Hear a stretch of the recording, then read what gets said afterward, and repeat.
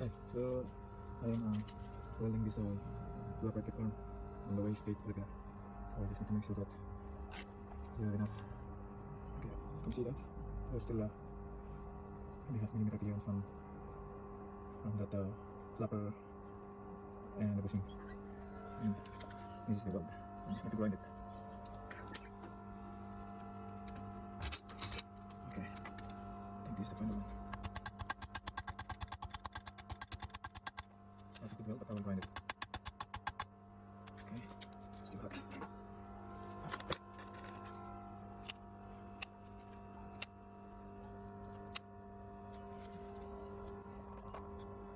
See, also still a little bit of play, so it's not gonna bind. It's center.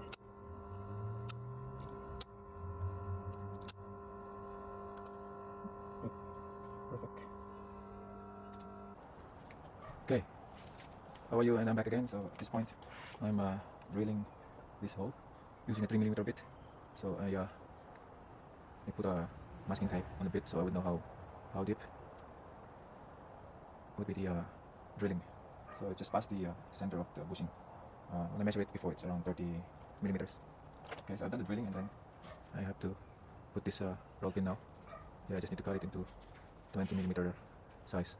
So this will be enough to hold the bushing, not to move or not to be removed from the position.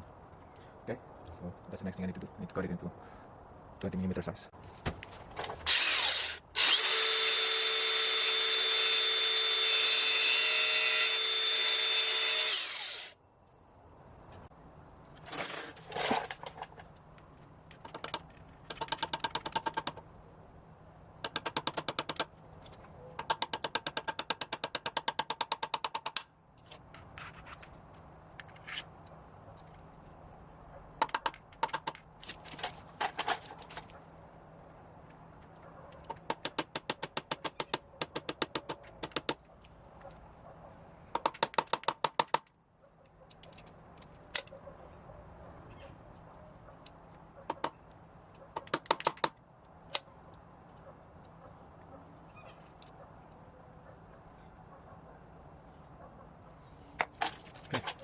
I've done putting the roll pin.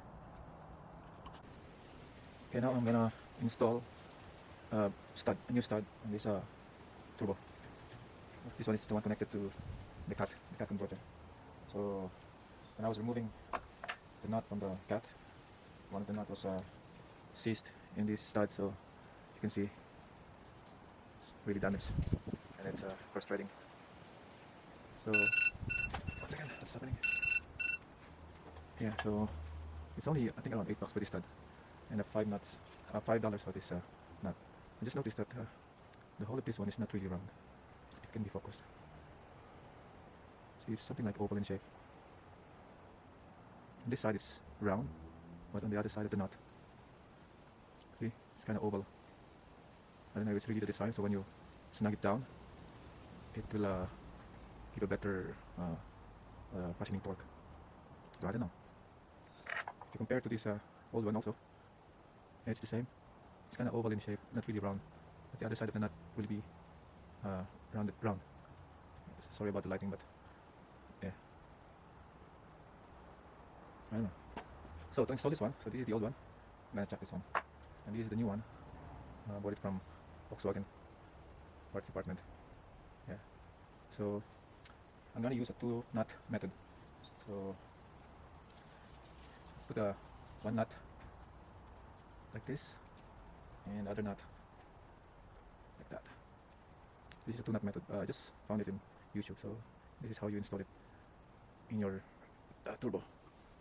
And this is a size 16mm nut, so just need to tighten it first.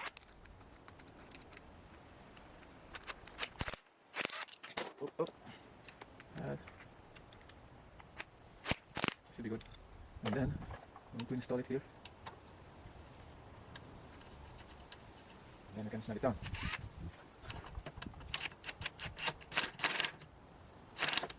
That should be it.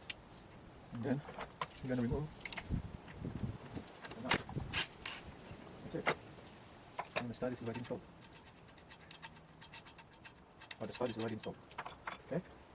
So So this one is ready for installation. I've got 4 nuts, 3 old ones and 1 new one. Okay. So I just noticed that the new nut won't, as I've said, it's not round on the other side. That's why when you tighten it by hand, you would think that it's a cross thread. It's not going in. But the other 3 old ones, because I cleaned the threads using a top, look, it's spinning good. I don't know if I made a mistake cleaning it, because it has to be a design like this, like the brand new one. And even this one, see, it's spinning freely. And then the last one is also like that. So it's sitting on the bench on the table. That's why I can't spin it. Like what I've said, this is a brand new one and a brand new stud, but it's not going in totally. So but I will leave it like that. So maybe it's the design of this copper nut, because the material of this one is not steel, it's a copper. Okay, so this time I've already installed the new actuator rod, new revised, or how do you say it, upgraded one, with a new, see, no more play, no more rattling, very solid. Okay, so again, it's ready for installation with the car. I'm just gonna wait for an anti-rattle clip I bought from eBay, so it's just I need to wait for a few more days. So I don't want to install this and then install the clip while this one is in the car already. It's really hard to install, so I just need to wait for that anti-rattle clip. That's it. Okay, I'm gonna show you the parts that you need to use in installing it back. So this is the coolant line banjo bolt. So you have to install it back with a new seal. So this is the new seal and this is the part number. It can be hard to read because of that sticky tape. This is part number 138149, the one on the top of the barcode. Again, 138149. Bought it from BW. So that's for the coolant line. And this is for the return line for the oil. So you need a new gasket. I'm using the old bolts, but for the gasket seal, this is the part number. I don't know if it's it can be read backwards or no, but it's 06F145757L. So that's for the seal for the return line, oil return line.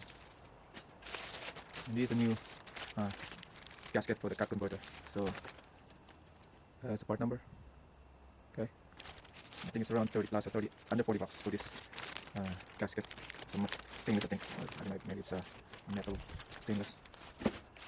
This is the oil fill line banjo bolt that sits on the top, so you need a new seal, 2 seals, one before and then after the line. So again, this is for oil fill line. This is the part number, so that one on the top. And okay, this is the part number for the stud. Okay, I don't know if it's, yeah, for the stud. And the nut is this. That's the part number for the nut, copper nut. Okay, and that's it. I just need to install it to the car. Oh, there's another one, sorry. You need to, as much as possible, use a new exhaust manifold gasket. So this is the old one. Yeah, that's the old one. I just put the label for this old one, so I have I will keep it also. Make a repair in the future. So this is a new one. So they're the same. Because this is original part from VW. Yeah. And the part number is this one. Okay, this is around 29 bucks I think from VW. Okay, those are the parts that you need. And I haven't mentioned it to my other videos, but I will ask a little favor to please subscribe and like, so to help my channel. Thank you. Hi folks, I'm back again. So I'm about to install this turbo already. Yes, I finished everything.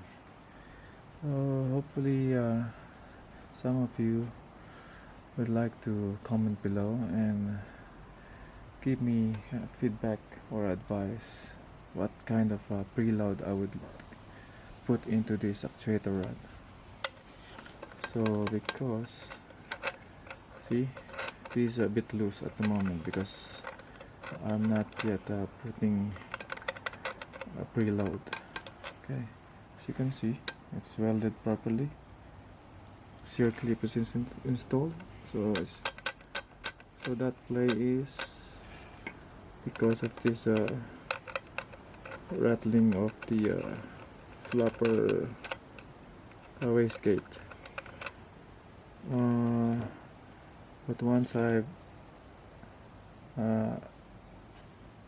turned this rod, maybe half turn, just a half turn, see, it's giving a preload already on this actuator. And then if you check the wastegate, it's hard to move this one already. Is that enough? put a tension or preload to this, because it has to open like this. See, there's no rattle anymore, and I'm pretty sure it's not gonna give me a low boost P0299 trouble code. But my worry is if I put too much preload on this one, might get overboost. Well, do I need to give another half turn like this?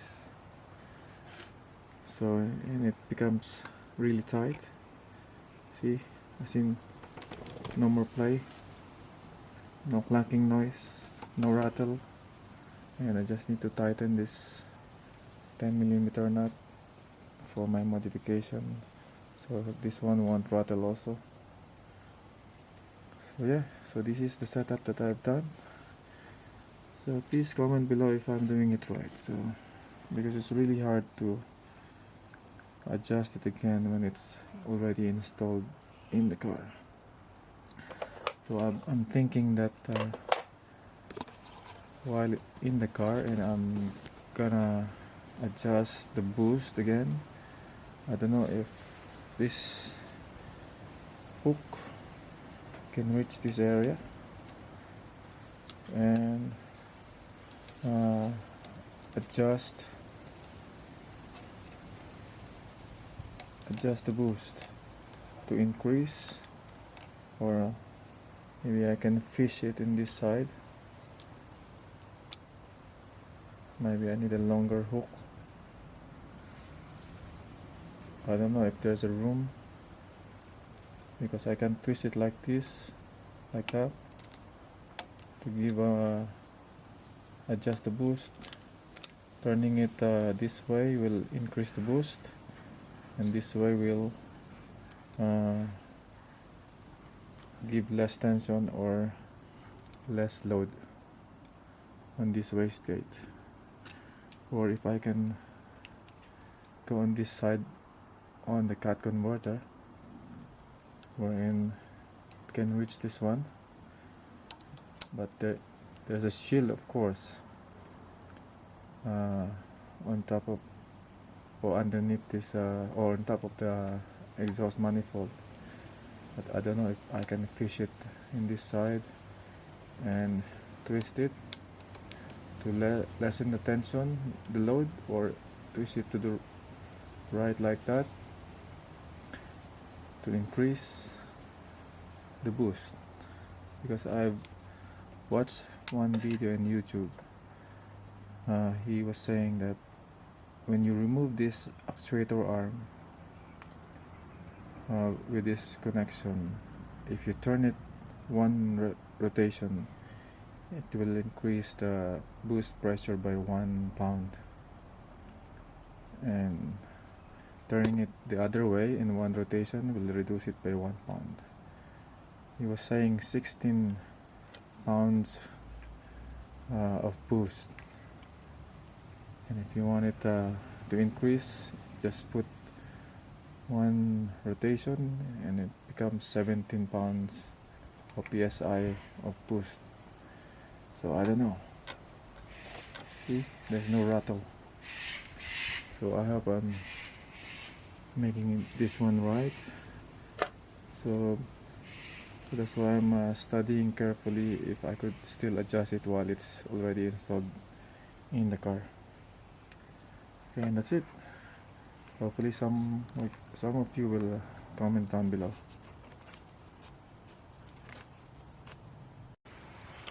Okay, now I'm installing the exhaust manifold gasket.